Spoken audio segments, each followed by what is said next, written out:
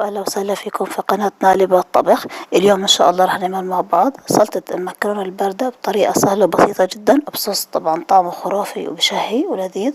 مكونات سهلة وبسيطة متوفرة عندنا بكل بيت. تعالوا نتعرف على المقادير وطريقة العمل. هلا أنا بالبداية بدي باكيت مكرونة، أنا اخترت هذا النوع طبعا هذا الشكل. هلا الباكيت مكتوبة لمدة الطهي، أنا عندي مدة الطهي 8 دقائق، فأنا راح أسلقها 3/4 الاستواء، فأنا بدي أسلقها لمدة 6 دقائق. هلا طريقة السلق إني بحط بطنجرة مي كمية مي كويسة، بحط ملعقة ملح كبيرة، معلقتين زيت نباتي، بخليهم لحد ما يغلوا كويس، بحط المكرونة فيهم بخليهم 6 دقائق.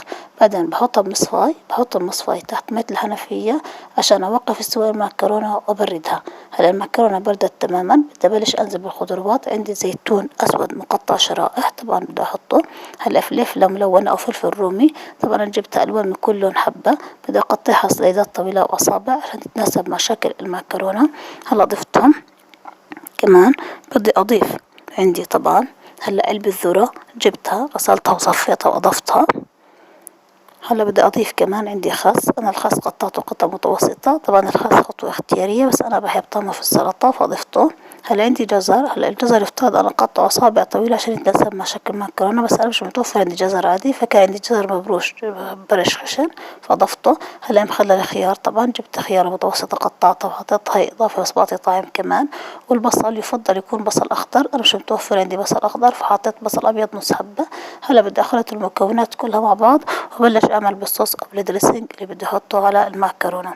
هلا هيك صارت الخطوات جاهزة، هلا بدنا نعمل الدريسنج أو الصوص.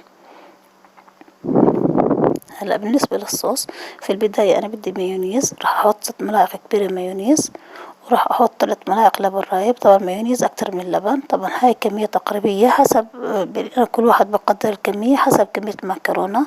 عندي عصير ليمونة، وراح أحط ملعقتين، طبعا في خطوة مش متصورة الكاميرا كانت طفيفة، راح أحط ملعقتين كبار كمان خل أبيض، ملعقتين كبار زيت زيتون، وملعقة ملح. وراح أضيف بقدونس أخضر ونعناع أخضر. هلا راح أشغلهم، شغل محضرة الطعام أخلطهم عليها. هلا صاروا جاهزين. هلا بدي أضيف كمان خطوة بتعطي الطعم زاكي اللي هي جبنة المثلثات، أنا راح أضيف 3 حبات، إذا مش متوفر عندي ممكن أضيف جبنة الكاسات معلقة أو معلقتين حسب الرغبة. هلا الصوص صار جاهز، بدي أحطه على المكرونة طبعا أحركه معها. هلا طيبة المكرونة الباردة أو سلطة المكرونة تكون باردة، فأنا بحط الصوص بحركها وبحطها بالثلاجة لحد ما تبرد. لما أجي أستخدمها بس بطلعها من الثلاجة. هلا في ناس بحب يحطوا هذا الصوص توم، هلا ممكن أنا ما بحب طعم التوم فما حطيت، إذا ممكن إضافة التوم أنا ما حطيت. هلا بدي أحرك المكونات كويس وأحطها بالثلاجة، لما أجي أقدمها بطلعها. هلا هيك صارت جاهزة المكرونة. طبعا المكرونة صارت جاهزة، هاي النتيجة النهائية للمكرونة. إذا عجبتكم الطريقة وعجبتكم الخطوات ياريت تشتركوا معنا بالقناة، تفعلوا زر الجرس، وتحطوا لنا لايك، وما تنسونا بالتعليقات الحلوة، وانشروا المقطع في كل مكان، ويعطيكم العافية والصحة والعافية للجميع.